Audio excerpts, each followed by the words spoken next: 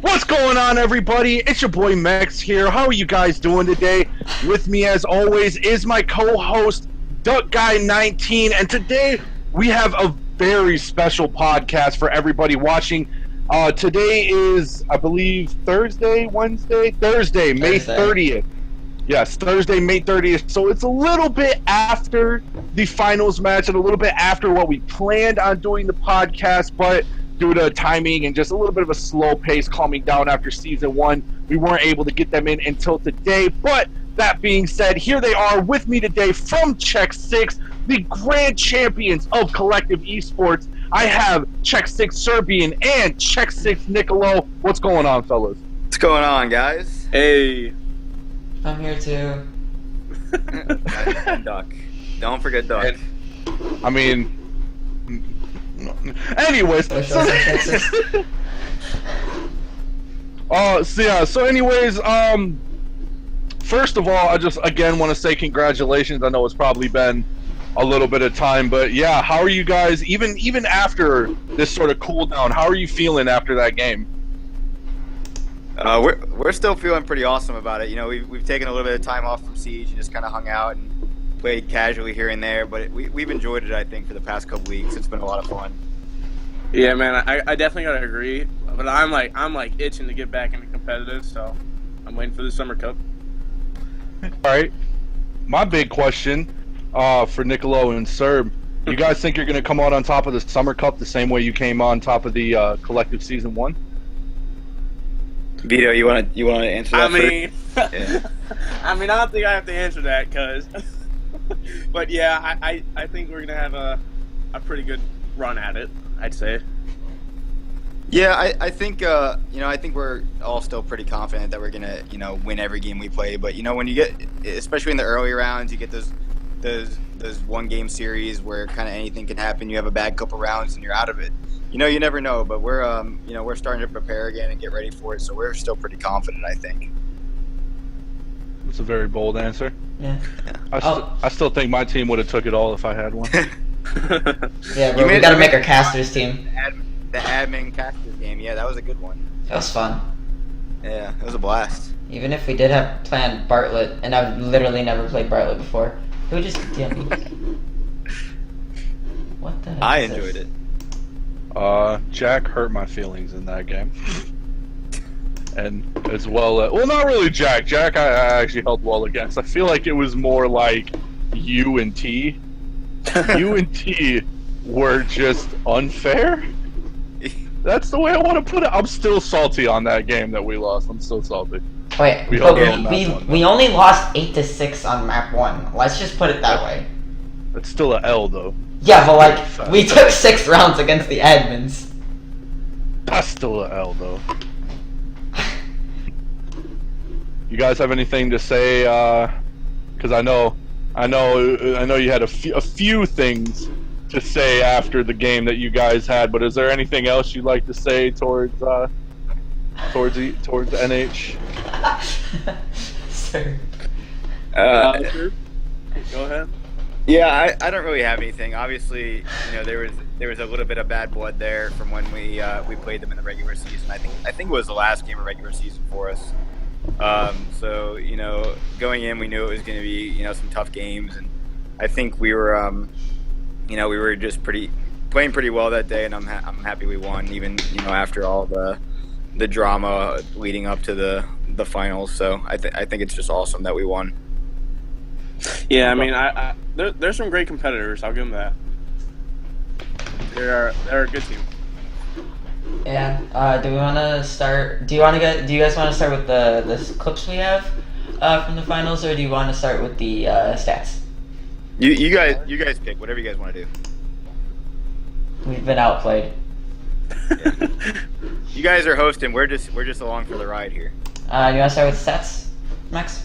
Truthfully, I'm playing Minecraft right now, so I'm down for whatever you guys pick. But yeah, let's start with the stats then. Jack. Okay. I'm gonna play Minecraft. Fuck, I fell. This is from map 1. Alright, you guys took that 7-4. Do you guys want to know what like any of this stuff means. I don't know. Have you guys seen the stats yet? Yeah, we've on, seen. On the Instagram, I think they're posted. Mm-hmm.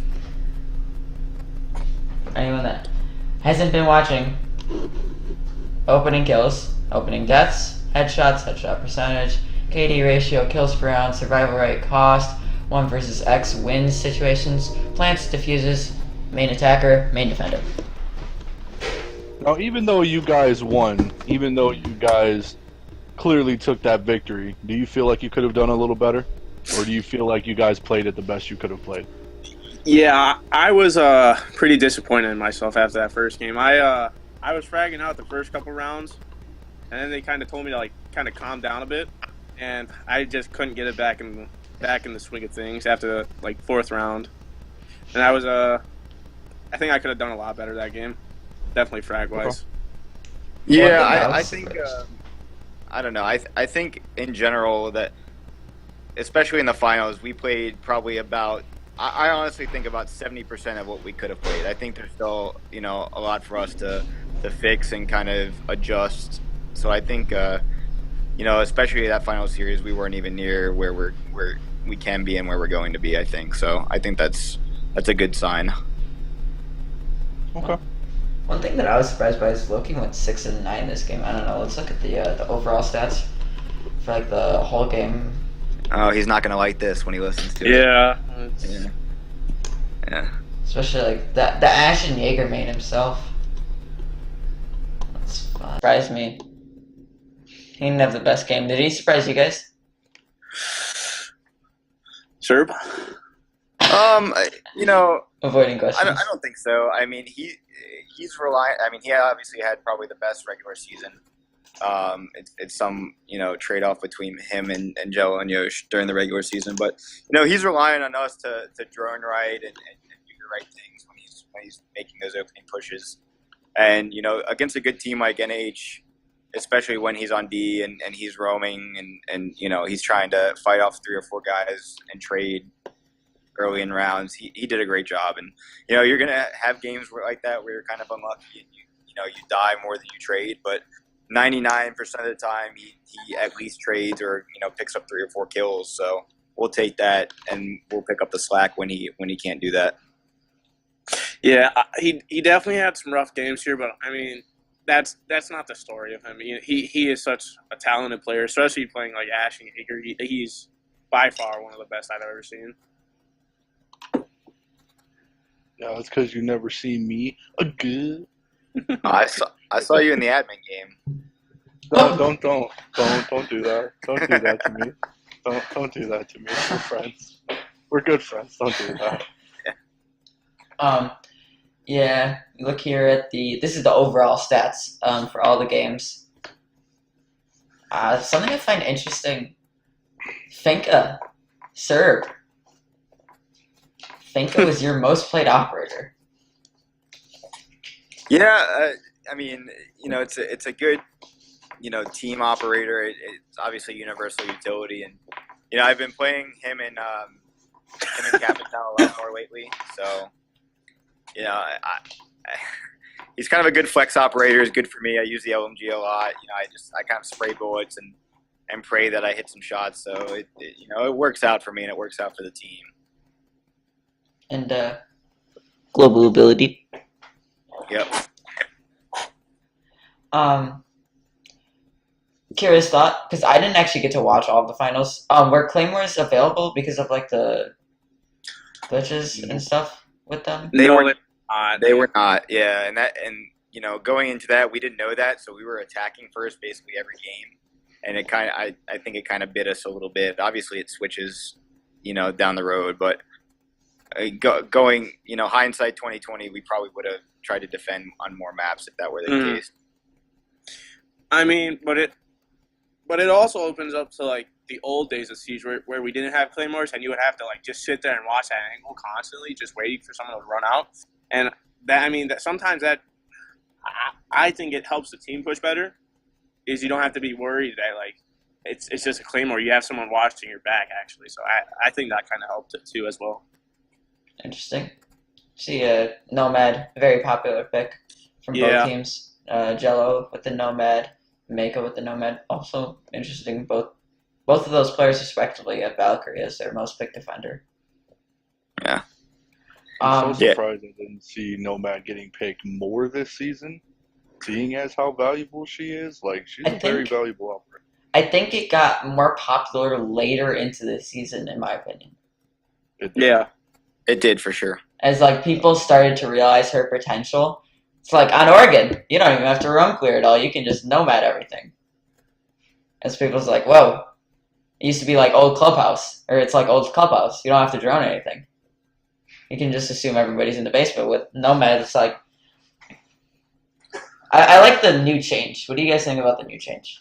To where you can hear her things if they're on a doorway. You think that helped make it more balanced or anything? I don't think it does too much, honestly. I mean, a lot of the time, even if you can hear it, you don't know where it is on the wall, and you're challenging somebody somewhere probably, and so if you're looking for that, you might get shot. It doesn't do too much for me. It might make you it makes you rethink that flank or that rotate a little bit, but it doesn't. I don't think it does very much. Yeah, definitely. I mean, it's a nice little addition, but I mean, it's nothing game changing. One thing, if we look here at like the most played operators, we already talked about the Finka pick, but the other difference from you guys from the other team on attack at least is you guys have a Twitch. You have a Twitch in the Finka. They have the Jackal and the Maverick. Is Twitch just like a personal choice, Nichilo, just like for a fragging op? Somewhat, yeah. I mean, the F2 is just an amazing gun by itself, but then you also get the 2 Twitch drones, which could be. I mean, I'm decent with using them, trying to get utility. Like, say if we need to push a certain side, I mean, I'll 9 times out of 10 I'll get the utility. But I mean, it fits us. It fits us to have another fragging role. I think better instead of having that more support. Because if you think about it, all of us have really good fragging potential, and that Twitch and her gun gives us better capability of that. Yeah. Funny thing is, actually, if you look here, Yoshi, the support player, if you look at the attack and defense, playing Habana and Maestro, I actually love their guns. They're so fun to play with. Both of those kits. But Yoshi had the best like KD ratio, 1.57, positive 13. Jello coming in second at plus 9. What do you think about? Sorry, go. me and Loki, we were struggling. We were decently fragging, but we were struggling at like after like the primary roam clear, one of us usually would die, and then me and him are usually the next people to like push into sight. We just couldn't pick up kills basically. Like our kill to death, it was weird because normally we're top fraggers, but we had some trouble this game, I would say. Yeah, it shows the value of support players. And that kind of reinforces what Vito was saying earlier. We all have a lot of good fragging potential, and Yoshi and Jello are just kind of insane players. Like Yoshi is probably one of the most clutch players I've ever seen play. Like the stuff he does in 1v2s and 1v3s sometimes, you saw it on Border in that last round is just absolutely insane. So it's awesome having, if someone's having a bad game or just getting unlucky, that the rest of us can kind of pick up the slack, and that changes game to game. I think that's a sign of a pretty good team. One other thing I noticed, Nichilo, you switched from the Twitch and then also to the smoke. But normally that's like not the case. Normally it's like a fragging operator sticks with like a fragging operator on defense. Do you want to talk about how like you're playing smoke, such an anchor heavy and support player on defense, but then Twitch with the fragging potential on offense?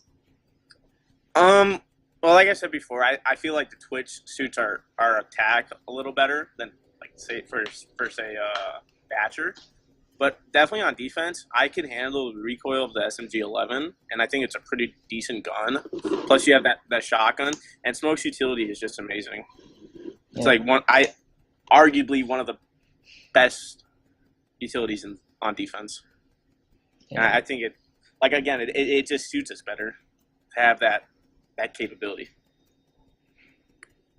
Yeah, Max, you guys have anything to look at? Or anything He's to focused find? on his Minecraft. No, I am. I mean, big projects, but yeah, no. I mean, the only thing I have to really ask is, you know, how how are you? How do you think you guys have performed that last game compared to when you started playing? Like, do you think there at least was some improvement in overall, or do you think that, this really just compared to other games, it was just another game? You mean in the finals in general, or like as Yeah. opposed to like throughout the season? Throughout the season, like, how much do you think you improved? Oh, I Between your think stars. I think we improved tenfold throughout the season. I don't, we were a good team coming in, I think, and once we moved some people around, and obviously we had Immortals at the beginning of the season who was playing really well, but we kind of thought we needed a little bit of a change and get someone who could could really kill, for lack of a better phrase, kill stuff more. I think we made a lot of strides, and I think a lot of people kind of watched our regular season, and especially early on against GT when we struggled, and F6 when we lost pretty badly, and then obviously we got destroyed in that last game by NH. I think people probably thought we were I don't want to say overrated, but not as good as we looked coming into the season. I think we kind of put that to rest in the finals, and we played pretty well. Not as good as we could, but pretty well. Yeah, I definitely think we've improved since the start of the season, but I would by far say that was not our best game. What do you think was your best game? Like, if you were to go back for Yeah, all the I games? want to also hear. If Serb, I think the best game we've ever played was actually in a Go 4 against Vital Gaming. That was probably the best game we've ever played, because they're consistently in the top 4 in Go 4s and stuff like that. As far as collective, honestly, I think either the Clubhouse game against NH or the first 6 rounds of the Oregon game against NH were both really, really good. When we were on Dion Oregon, I thought we were going to 7-0 them. I really did. And minus 1 or 2 small mistakes, we probably could have, and then they ended up coming back. But I think those 2 games in collective have been our best games so far. yeah. Interesting. You guys want to rotate to the stats now? Or the clips? Yeah, let's do it. Sure. We're not going to talk about my assist game. That's fine. My assist game's strong. We won't bring it up. Oh my gosh. 20. Oh, I already knew Serb was pulling in the fattest assists that game. Yeah. How did you get Who so... were you Oh, playing again? he's playing Legion. Yeah, you were playing Legion. I'm about to say Legion and Finka. I already knew the whole time I was watching. I was like, man, this dude's about to be so capped with fucking assists. And I knew, too, every time after every single match, you were up there. You always had like 6-7 assists. Yeah. Like, Jesus, man. What the hell? It's nice when you have teammates that can pick up those kills, but a lot, especially on border, I think I had 6 or 7. A lot of those were just from staying alive and shooting people. That's kind of. Oh my god! I want to talk about your Legion play on border. I want to talk about that so bad. You were disgusting in that by that window by Lunchbox. You I couldn't understand how you were just able to be alive there. That blew my mind so much as to how you were able to be alive there. Like, I couldn't wrap my head around it. Yeah, So- that I feel like that angle is so underutilized by a lot of people. It's like, if especially later in the rounds when they're not pushing around to that sandwich window, if you can hold that angle, they basically have to hit the most perfect shot ever to kill you, and you can just put shots into people, run away, or try and go for those kills, and nobody really pushes it well, especially late in rounds, because they kind of panic. So I like to sit there a lot. Now I'm Yeah, telling you all the time, but I mean, Well, I mean, it got you the win, and it's not like nobody else noticed it. Everybody noticed it. Everybody in the Twitch chat noticed it. Everybody everywhere noticed it. We noticed it. We freaked out when we seen it. We're like, oh my god, they can't stop him. They just can't get on this window and stop him from playing there. And to be honest, I mean, I'm not saying that they would have, but I'm saying there's a high percentage chance that if they wouldn't have been as focused on half wall and, you know, actually pushed in or had at least one person playing on that window outside, I feel like they might have won a couple more rounds there on a I agree. Yeah. Yeah. That spot is all about timing. If you can time it right, where you kind of know, you know, if you have good intel ops and people calling out about where they're pushing from, you kind of know that that's a spot you can sit, and they didn't end up rotating. They tried to once. I think they picked off Vito one time, but, you know, after that, I just rotated back there and they pulled off. And, you know, it's a great spot for anybody listening to this. You know, sit there more often, especially in ranked games, because you'll pick up a lot of kills that way. I was about to say, God tier actually holds that window too as well. I noticed that a lot whenever I'd watch them, as well as I believe F6 too. I know F6 really likes to hold that window as well. So both those teams, if you notice some of the higher up teams, some of the teams that made it to the playoffs really do hold that sandwich window because they realize just how dangerous it is to hold that angle or even just to sit there on defense as well. So, yeah.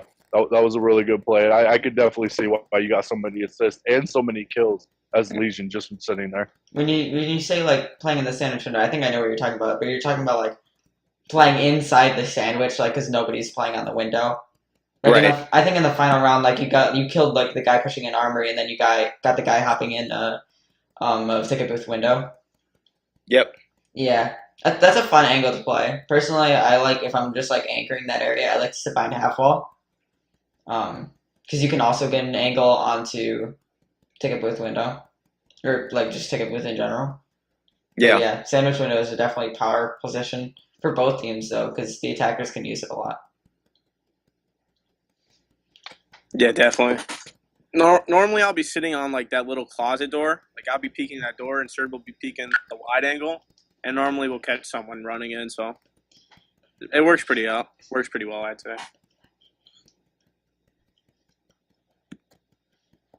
So the first clip we have, round 8. This is actually a 2v4.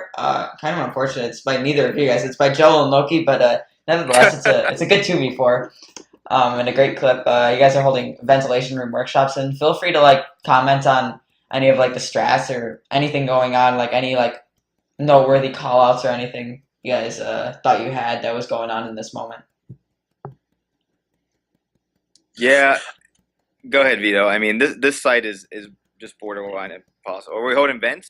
Yeah, we're holding vents. Never mind then. Go ahead, Vito. This one, we tried dedicating a lot upstairs, but yeah, I mean, these guys just do such a good job holding upstairs, especially Serbian, Parker. I mean, Jello, he can do it, but I mean, they just hold it so well. And if something happens, they normally fall off. So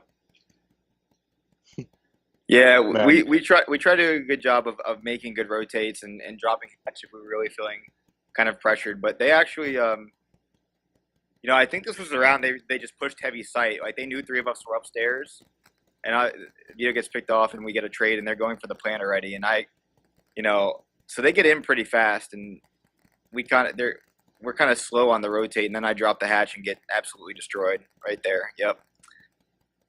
So that's a 2v4. Jello and Loki are both playing upstairs, and do you want to give us like an idea of what the comms are? It's 2 kills, go rope. Well, when I got killed by Dom or Omen, I was pretty surprised because I wasn't expecting a rush that, you know, because really no one ever rushes until that side. And when I saw it, I called out. I'm like, yo, it's a hard vents push, and everyone kind of started to rotate. But by that time, they were already starting to get plant down, and it was already a 2v4. But those guys did an amazing job clutching. Honestly, usually in situations like that, we're actually pretty quiet on comms, and you know, because you know, especially when you have players like Loki and Jello who know what to do at all times, you kind of just let them play, let them listen. You give out a call here or there if it's something they really need to know. But I mean, obviously, you can see by the play they made here that it's just smart plays and good rotates, and that's what they do. Can we just take a second to look at this play real quick by Jello right there? That under the window shot was so disgusting. I remember seeing that when I was casting this game, and all I could sit there and think was like, oh my God, what a play. Like, I've never seen anybody do that before. Like, is that something you guys trained, practiced, or is that just something that came to? Like, he's just like, you know what, screw it, this is what I'm doing. This is the Joel thing. That's strictly his reactive play. I mean, that's Joel's been that's playing all this him. game forever. Yeah.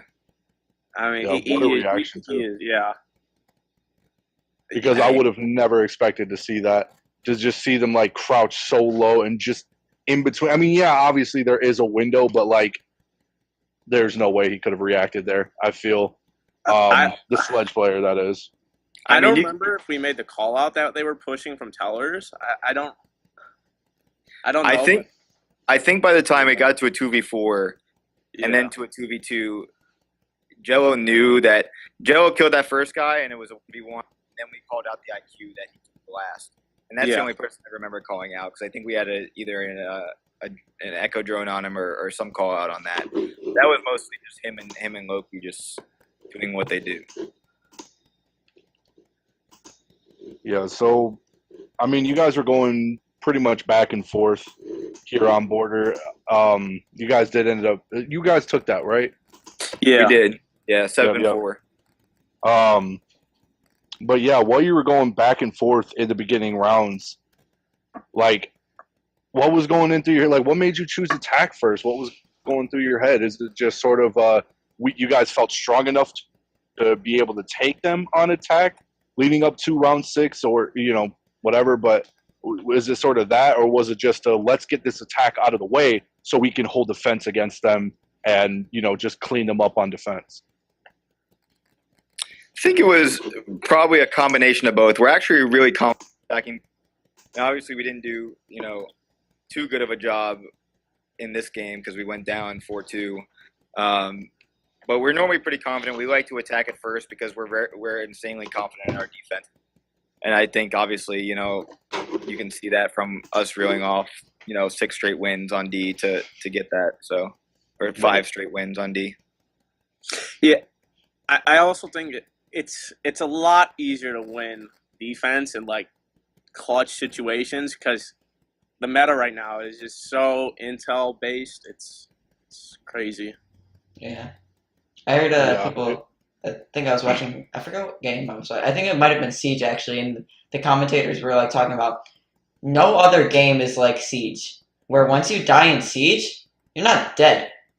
You're a camera. You're feeding intel. You're actually talking on the comms and more like when you're dead, in my opinion, than when you're alive, unless you're like the IGL.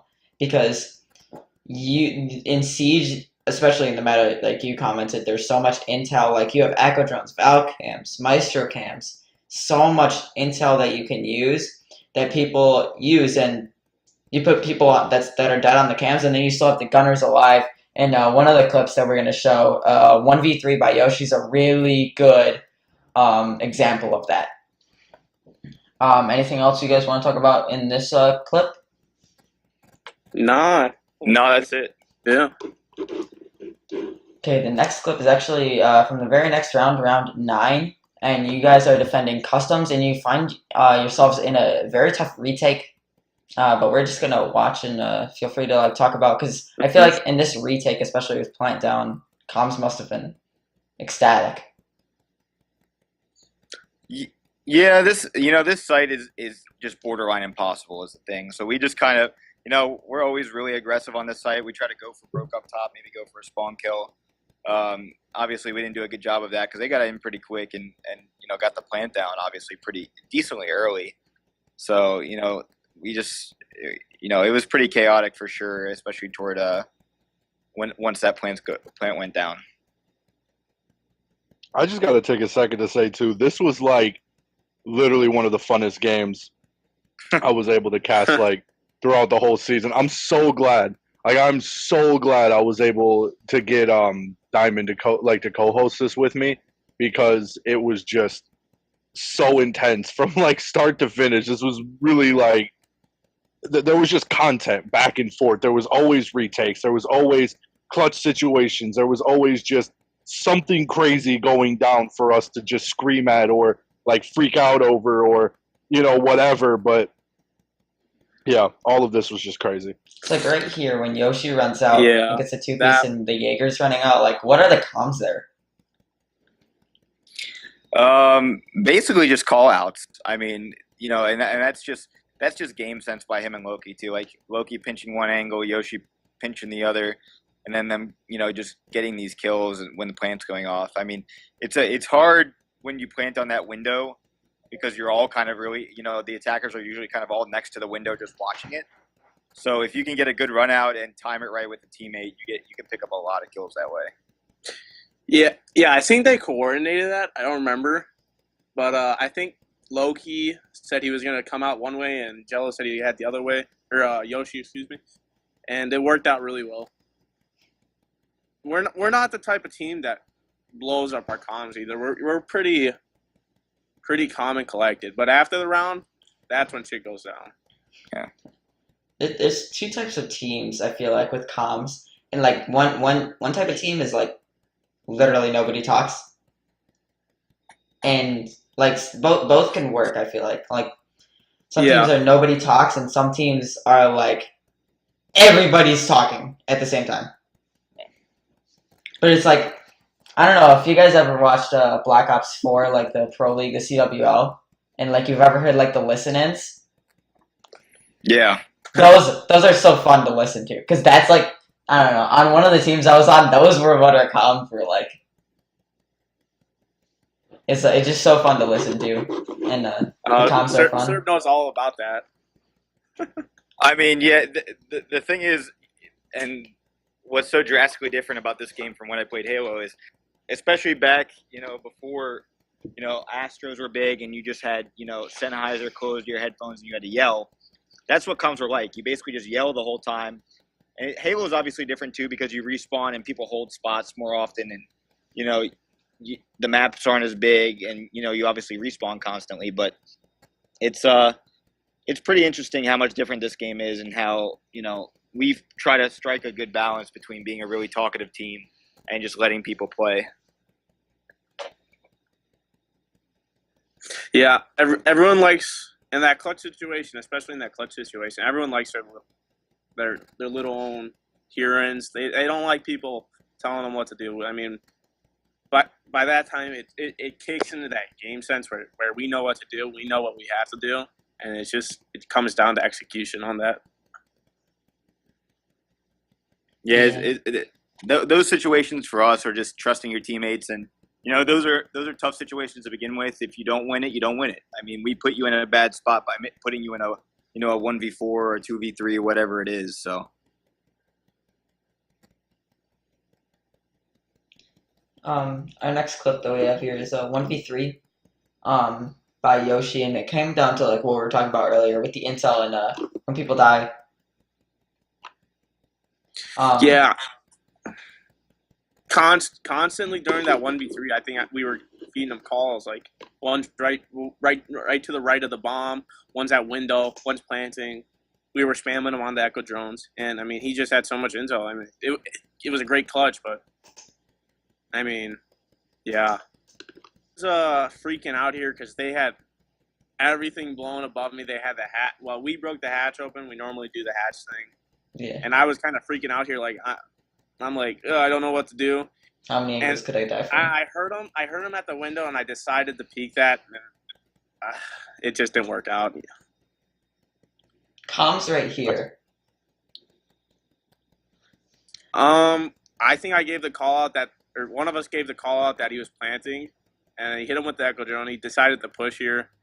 He nails a one guy, and then I mean this is dead silent. And normally one of us gives a time call out. We're like 10 seconds, 5 seconds, or something like that. And they still hadn't found the echo drone at that point. We gave the call out that he was pushing, and Yoshi just, at that point, we were all quiet, and Yoshi just nailed him.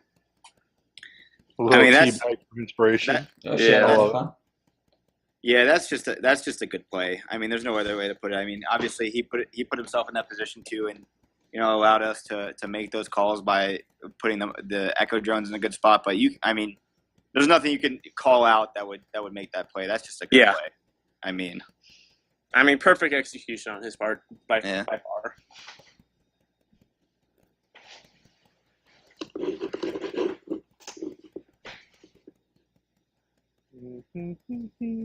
Yeah, like I said earlier, I'm pretty disappointed.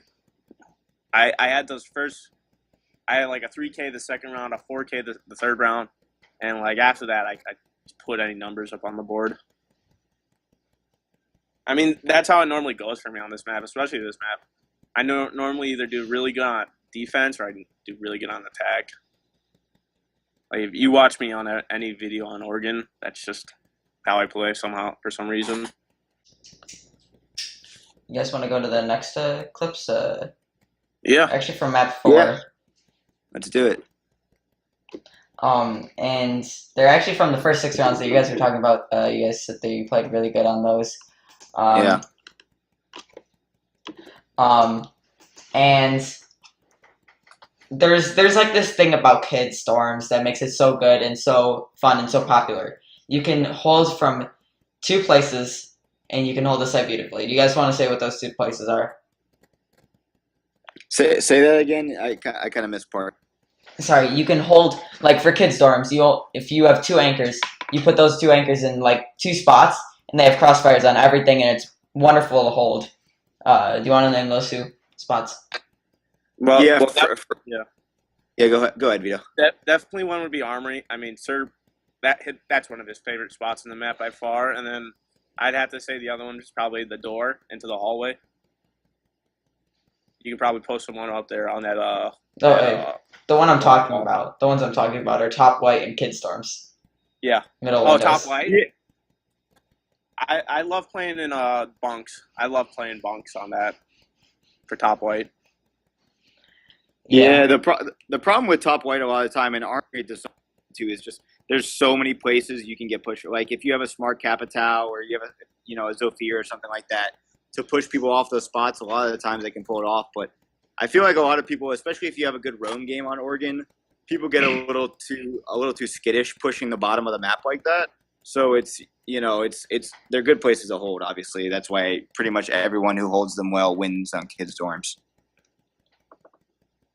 Yeah, so we have 2 clips right here from round 2 and round 5, and if you just watch out, or if you watch the clips, I think both of the clips, it comes down to 2 defenders left, and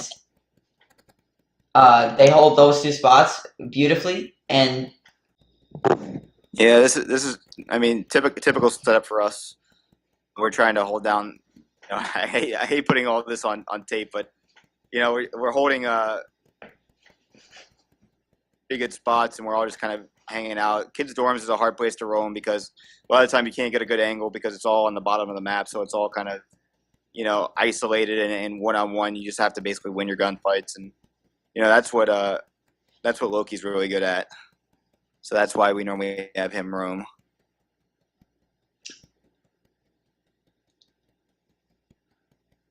Just a random side note.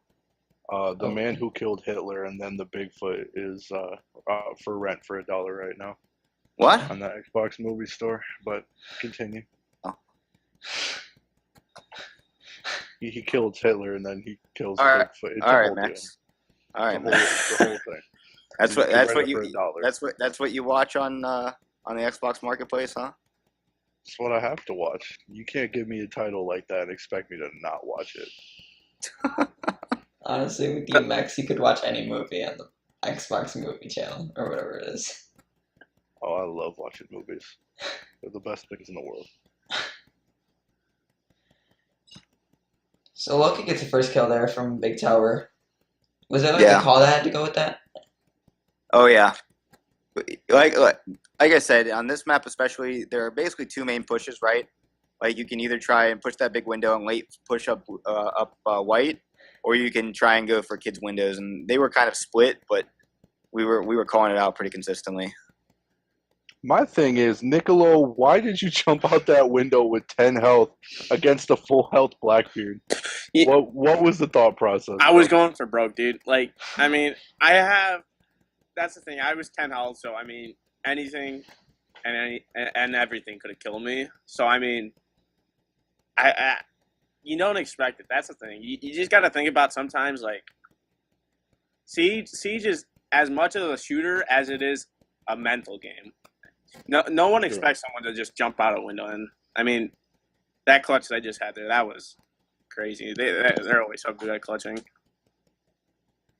I mean, I guess true it is. I mean, in the long run, it was a 50-50 chance. Either you were going to shoot him and, hey, I killed a man with 10 health or I killed a man when I had 10 health and he was full rocked with, a shield in front of his face. Yeah, I was going for broke there, and it just sometimes it works, sometimes it doesn't. It's yeah. This was honestly my favorite entire series. Right?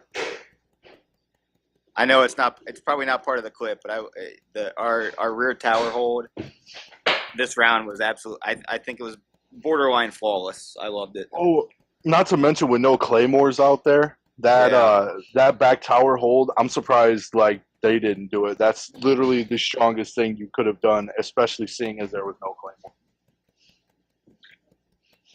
Yeah, we weren't gonna watch this, but since you mentioned it and you loved it, why don't you tell us why you love this so much? All right, you guys did win this round, I believe. Yeah, we like to go some of the. I mean, me personally, I like to go a lot of the offsites because people don't know how to attack them usually. And not saying NH didn't, but if you play this right, normally when we play this, we just get super aggressive and try to pick up early kills because we know we're going back down to a site we're more comfortable with afterward. So we just, you try to get an early pick and get the numbers, and then they're repelling on windows, and you try to pick those people off on flanks and stuff like that. And it ended up working out really, really well for us. So. Personally, I feel like NH was doing a lot better in the other maps compared to this map. I know when you guys were sitting down below and you had the Cade sitting upstairs holding big tower over on the hallway by Kid's dorm, or master bedroom, excuse me. I feel like they allowing to do that 2 times in a row was something I haven't seen NH do all season. Yeah. So I think there was a lot of weird mental games going on for NH this game. I don't know what was going on with it, but I definitely feel like they were not playing at their full potential as what they usually do, if that makes sense. Yeah. I just have one question. Who was Mako and Omen? I'm assuming those are people who changed their names, right? Omen is Dom 33, and then Mako is Eclipse. Yes. Oh, okay. Eclipse just changed his name. Yeah. Okay. Yeah. But yeah, I mean, Oregon again is already a hard map to I want to say attack without claymores. Yeah.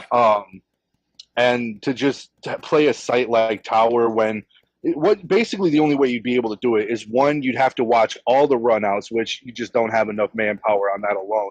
And then 2, you'd have to sit and have somebody watching clear across the map at all the other windows, looking over towards big towers, so that way your guys weren't getting shot from above. And exactly. Again, that is just something that is borderline impossible to do without the help of claymores or a nomad. They didn't even play nomad here either. So I feel like they just kind of messed themselves up, for one, not playing as a nomad, and then the game being glitched as it was messed them up even more, seeing as there's no claymores. Because if you're going to play this site and you're not going to run a nomad, claymores are essential. They are essential. And you got to do a good roam clear too before you start pushing tower. If you notice, most of them sort of push tower. Not a lot of them really pushed around the other side of the building. I took a huge notice to that. There wasn't a big roam clear presence here. And you already know I've this isn't something I just like to, throw around. This isn't something that goes like, oh, you didn't know, you're not, you weren't there, blah, blah, blah. But I've been casting these games all season, months and months. I've been watching these guys play, and they're usually really good on their roam clear. I don't understand what happened on this site. I don't know if it was because it was off site or if they were just kind of beating themselves up over the 2-0 plus the map loss that they were down, but they were just not playing this one to win. I don't know what it was. Yeah, and that's if you don't clear out the guy, whoever's playing in bunks and stuff like that, and that's why I like running Legion over there. You're gonna have a really hard time because there's just so many ways to crossfire that it was easy for me, especially that first kill that I got when the guy was rappelling upside down trying to clear the guy off T3.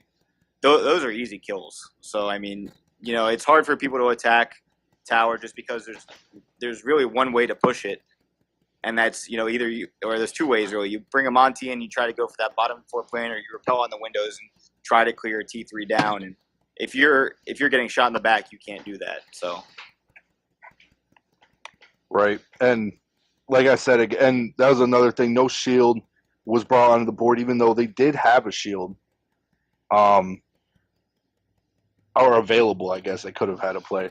They didn't really run a Montang either, which was really surprising. I would have expected to see more of them play it. And Serb, I was really surprised to see you not playing Montang throughout most of these games. Yeah, I threw it in around here or there, but the more we played throughout the season, the more we realized it would be more beneficial for me to just be on a normal operator and not run shields as much anymore. We still bring it out every once in a while, but I think that played in a lot to our improvement throughout the season was, having me on a support op and playing off the shield a little bit more, even though I started to get used to it, especially after we picked up Yoshi. It just seemed like a better idea. Yeah, do you guys want to watch this or this downstairs defense? I'm actually kind of curious to see how you guys hold this. Actually, I haven't seen any clips. And this is exactly what I'm talking about right here. This play from Jello, he was able to get away with this twice. Yeah. He was able to get away with this 2 times playing in Big Tower, and not a single person tried to push him, even threaten him in any sort of way to put any pressure on him. They just walked up those stairs and tried to take shots at him, and it cost them their lives. And again, I'm not trying to say I don't know what it was going on. It's just they were not playing in their full potential. That is, especially at that level, when you're in the finals, this was it. This was the final match. This was winner takes all. And to see them make small choices or small mistakes like that, like letting Jello play that same spot multiple rounds in a row, that's just – you can't make mistakes like that in this level. You just can't do it. It comes down to a point where aim isn't going to bail you out every game. Exactly. They have amazing aim, but from the times we have played them in scrims and in games, they just lack team composition. Yeah, and again, the aim worked out for them when they went up against Prevail, but again, it's just one of those situations where if your team comp isn't there, if it isn't 100% at this league, or at this level, especially with all these new teams coming in that are at that level, that are, they not only have good gun skill, but good team composition as well. If you don't bring that to the table, if you're missing any of those minor details, you're just, you could see it here. You guys basically wiped the floor with them on Oregon. No offense to NH, but you guys, that's exactly what happened. They were lacking in so many different categories. Their roam clear just wasn't as well as it should have been. They're making the same mistakes, trying to push the same site, without changing up the route they took or trying to change up the stat they did. Even though it didn't work the first time, they decided, well, let's do the exact same thing over again and see if it works this time. It just blows my mind. And I'm not trying to get as passionate or as crazy into it, but again, I've been watching not only them, but you guys and every single team play since day one, since before you guys even started the season, when you started playing scrims. And to see these sort of mistakes after this many games, after crawling and struggling their way through these different ranks, because they started out at a disadvantage in the beginning of season.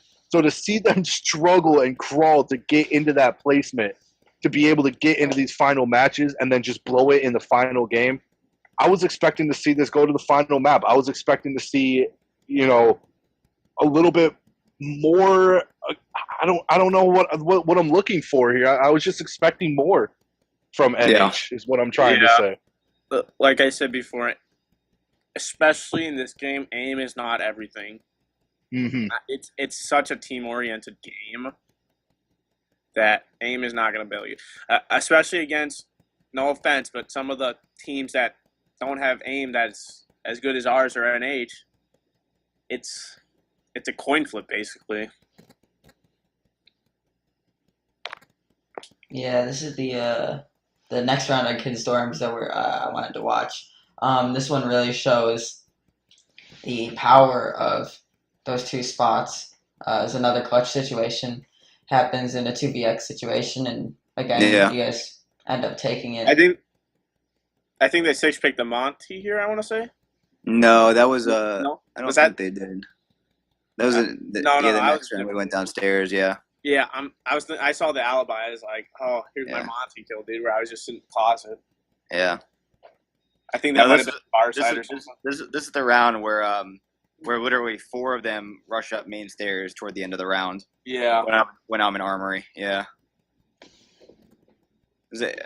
And I watched a lot of film on them before we played them, and I knew they like to. They don't bunch up really, but they normally push multiple people to a spot, so they'll go for refrags, and they actually do a pretty good job of it, especially during the regular season and their early playoff games. And I just couldn't believe that they literally rush toward the end of the round, you'll see they rush 4 people up main stairs, and there's like 80 legions at the top of the stairs that they just run through. And again, that's one of those things I was trying to picture or point out is that to rush again, one of those little mistakes to try to rush everybody at the very end up those main stairs. That's a mistake you can't make. I mean, yes, there's a lot of pressure coming down. Time's starting to run out. You do have to do something, but that doesn't mean just throw yourselves at their bullets and hope you get the kill.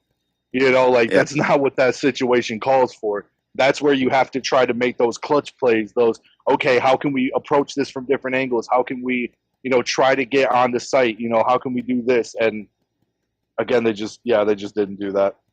I have a question. This is coming from a caster's point of view. This is coming from a coach's point of view. This isn't coming from. It's coming from an old player's point of view. This isn't just.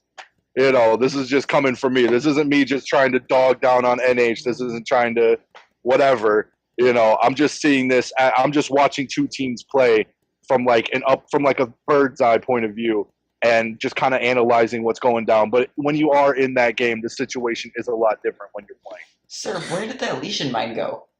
I thought I threw it over. It landed in the box, and I couldn't pick it up. So. Oh, also, something you mentioned, is that a new buff having 80 legions available? Is that a new what? Mines? A new buff having 80 goo mines? 80 legions? I mean, I think only I can do it, which is kind of nice. But I would say that the one time I'll probably toot my own horn on this. I play a pretty good Legion, and I do stacking them where I want to stack them, and people hitting them and giving us intel normally works out pretty well. Yeah, me and Diamondback both were touching up on this. Not only on here, but also Border as well. Your Legion play was just so nasty. I the whole time we're seeing this, we're like, yeah, he's never allowed to play anyone else ever again. Like, why would you want to play anyone other than Legion when you are so deadly with him? You would think that we force him to, but I mean, that's his choice. Like, we're like, sir, you want to play someone else? And he's like, nah, I'm good with Legion. See, here's what I'm talking about right here. Look, he's just running through them. I did not expect there to be multiple. He gave me the call out that there's like a couple bunching up on the stairs, and I came around the corner and I popped one, but I couldn't get up the other ones with the shotgun. And another thing, a reason I like Legion and how I played him, and look at the health on Zofia and Twitch when they put them in stairs. He ate a shotgun shell to the chest, but I ain't gonna say anything. And then you pick up the one guy that's full health, and then it's easy kills for them, and they do a good job of staying alive. Right, especially for someone like Jello, and you can't let them be the last ones alive. Is what I'm trying to say. Like Jello and Yoshi are very good. They do very well holding site. They're very well supports and fraggers, and to just let them sit on site with full health when you sacrifice so much health just to get down one person, like, you can't do that. Yeah, the chemistry between those two, especially when they're in sight, is so good. Oh, it's disgusting. I've been watching that all season. You can even tell, even when they're not in the game, they're best friends. I've heard them cast together and play together. Like, their chemistry is nuts. Yeah, they've been playing together for a long time, and they play really well off each other. That's why. Picking up Yoshi mid-season was a good move for us, just because it made Joe that much more comfortable. Because me Nichilo and Loki have been playing together for a long time too, and we're already really comfortable with each other. But I think it really brought Jello into the team and made him. Yeah, because I remember the first couple of games when we played with Jello, I wasn't too crazy about him because I mean he was a good support, but I mean frag wise he wasn't really what he is now. And ever since we brought him and Yoshi together, like they just build off each other. A dynamic duo, you could say. Now, speaking of the dynamic, not only the dynamic duo, Dynamic? but just dynamic duo, and also just the sort of powerhouse you guys all bring as you work together. Like I feel like you guys, compared to a lot of teams that are in collective, really work well together. You guys have a very like a very strong chemistry together. And if you notice too, I haven't seen really huge breakout fights between you guys, at least not publicly, as there has been with some other teams. But if you notice, like when teams start to fight, that's when they start to lose. That's when they start to not play at their full potential. And that being said, I guess the big final question is I'm asking is, are you, with this Summer Cup coming up, with this season 2 coming around the corner here in a couple months, you guys plan on picking up anybody new? Or is there any big announcements or news you guys bring into the table? Or is it going to be the same lovable faces we've come to know and love so far throughout season 1 and hopefully get to see as to be the champions of season 2? We're boring, man. I got nothing for you. We're gonna run it back. Maybe we pick up a new sub or something, but no main roster changes. I mean, no big sort of Jack OP change. Yeah. No. Thankfully, we're done with. Thanks to Check 6, we're done with name changes and everything too. Yeah. So I think we're gonna run back the roster and try to improve. Because like I said earlier, I don't think we're even close to where we could be if we shore up a few things. So that's the most exciting part for us. I mean, one thing I like to joke about is I don't think we're a team. I honestly don't. We're more of a family. Like, the bonds that we have together and the way we play off each other, it's unbelievable. I mean, it's crazy. If you really think about it, with this being, almost 100% an online game, especially on Xbox, the fact that teammates can stick together as long as we have and, stick with the same rosters, it's pretty rare, I think. I remember when I first started competing in this game, it was hard to figure out. People were constantly wanting to change rosters and teammates and stuff like that. I normally preach, and this comes from Halo mostly, not to do that because you're better off sticking with a team and working together. So it's just awesome that we've been able to do that so far. Wish I could say the same.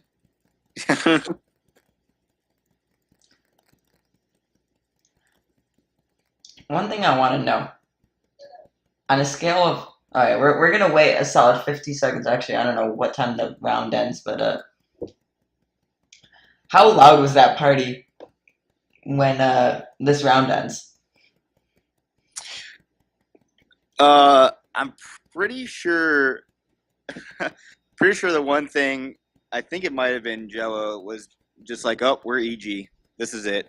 Yeah, he was getting a little testy. But he's like, oh boy, this is it.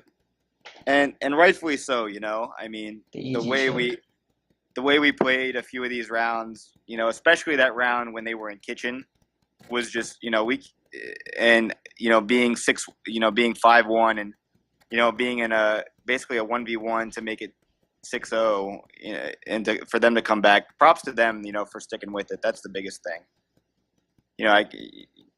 When you go down 5-1, it's not easy for teams to kind of bring it back, and they did a good job of it.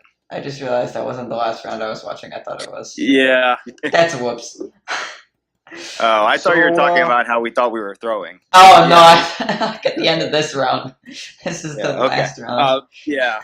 This was fun. This was better than the round before this. Yeah. Yeah.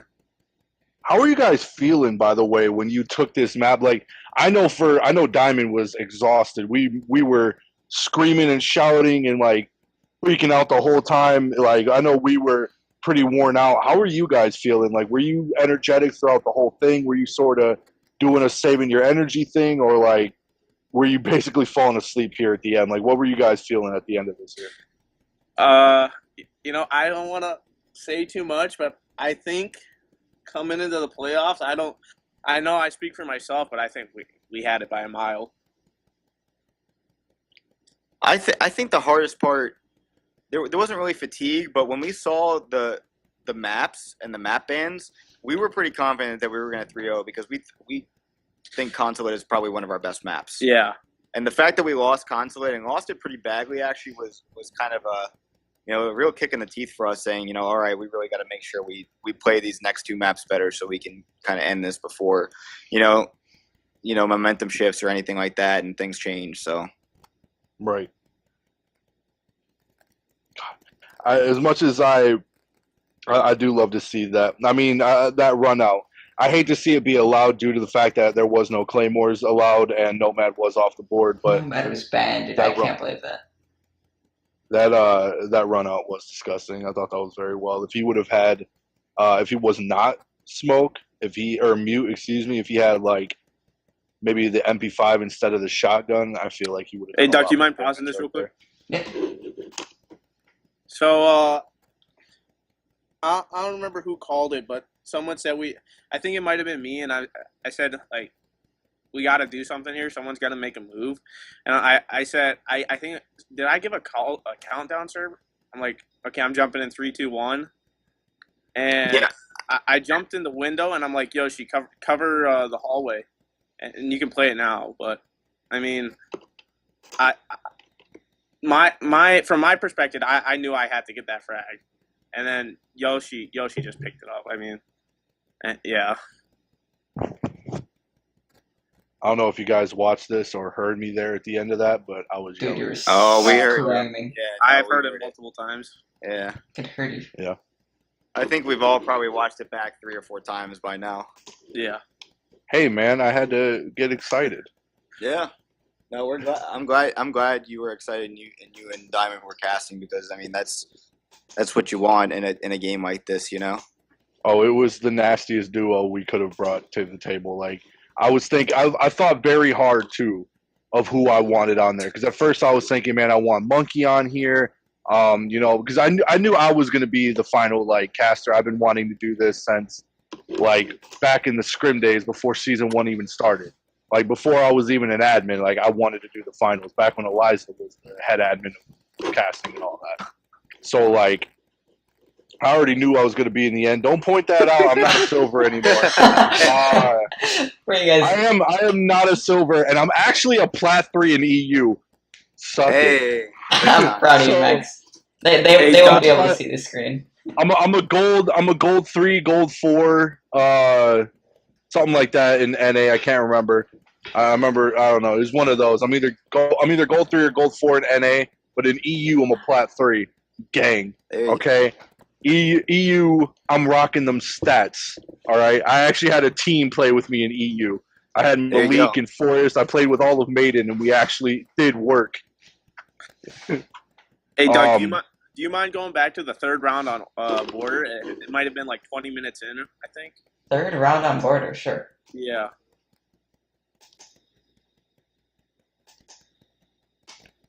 Let's find this. But Let's get this right. Okay, there we go. Yeah. Yep, there you go. I mean, but yeah. I have a story. So, anyone from Check 6 could tell you, I went on a fishing trip in Wisconsin the whole weekend. Oh. Oof. The whole weekend. Sir, want to pick it up from there? Was that Nick talking? I heard someone shouting in the background. I mean, why'd he cut out? I think I heard someone shouting in his background. Oh, boy. Yeah, Mom wasn't too happy. But anyway, I was on a fishing trip this weekend, and she wanted me to eat. And so she wanted to put it away. But anyways, I was on a fishing trip, and I was exhausted by the time I got back. And I couldn't believe I got this 4K with IQ. Oh, this is what you wanted to talk about. Oh. Yeah, I mean, come on, I gotta get something in there. Nick's Oh no, clout. Nick's got I to get his remember clout up. watching this too. I remember sitting here watching this too, because this wasn't the only round you did actually really good with IQ. I believe it was the first or second round you did really well with her as well. Yeah, I had a 3K with the round before. I just kind of Yeah. rushed right in and just hit my shot surprisingly. Because I was running a custom with Yoshi before the game, and I'll be honest with you, I couldn't hit a shot to save my life. Oh, but horrible job on our part, by the way, pushing this guy out of CCTV. Just horrible.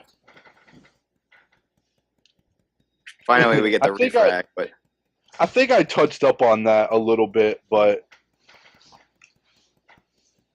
yeah, he was holding a good angle, but there wasn't a lot of utility going out to try to stop him, like, or at least not an effective use of utility, like a flashbang and then rushing in there, or yeah, no utility. We didn't have a guy. There was some flashbangs though I saw that were used.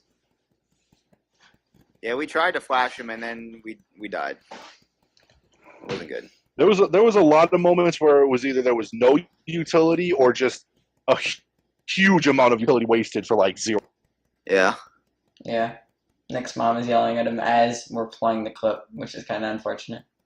Yeah. Well, I'll talk him up. What a headshot! I mean, that's just nuts. Yeah. That was. I mean, it's just great. I mean, I'll let the clip speak for itself, man. Nick's clout is so high right now. Yeah.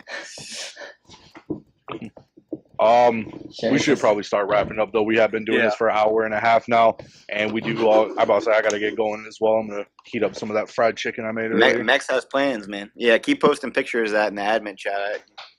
I'll live vicariously through you while you eat some chicken. Oh, it looked good, didn't it? That's what good chicken It looked pretty good. I'll give you props for that. Yes, sir. For those of you who don't know, one of my biggest interests throughout most of life was culinary arts. So if you ever want to cook in the hood, like facts about Mex. Go ahead, Mex. Oh, I was gonna say, I actually am a really good cook. I've studied under a lot of chefs. I've had a lot of cooking jobs. That's like my final end game in life is to like just own my own restaurant. So fun fact about me, I'm actually a very good cook. We're in the end game now. Yeah. Toot my own horn. There you go. Dude, talk to who is it? What's his name now? Simba on Prime League. Cryptic. Yeah. Cryptic. He's a good chef. Talk to me for recipes if y'all want some recipes. I'll hook you up. There you go. Good shit. Yeah. Anything else you guys want to say? Gives you guys 30 seconds. Duck. Okay, yeah, that's nice. Cut that out. Cut that out. 30 seconds. 30 seconds to down, shout out anything you guys want. That's Go good. ahead. I don't got anything to shout out. The only thing I want to shout out is obviously shout out to the Check 6 guys for getting behind us mid-season. That's been awesome. Shout out to the rest of the teammates, the subs that we have. It was a great season for us. We had some ups and some downs, but it ended on a really high note. And we're gonna go for every win we can. So when it comes for the Summer Cup and next season, we're gonna be ready. Actually, I changed my mind. I do have something to shout out. If you guys go to check6.gg and go to the store and you buy a T-shirt and put my name on the back, you send it to me, I'll sign it. You can sell it in the future, $3,000 easy. Guess how many people are buying that shirt? 3 racks. Easy. Wait, Okay. Wait, is that actually a thing? Guess how many people are buying that shirt? Wait, where is check6.gg? Because I'm Googling this right now. Whoops. Just search it up, check6.gg. Oh, It's literally check6.gg. Yeah, .gg. Thank you guys all for watching. I have been DuckGuy19 with Mex. Be sure to subscribe to us on YouTube, follow, and maybe even subscribe on Twitch. Follow us on Instagram, all at collective_esports. Is there anything else I missed? That's it. That's it. Yeah, I've been DuckGuy19. These have been the boys from Check 6. Our Season 1 Collective Esports champions. And yeah, we'll see you guys next time. All right, later, fellas.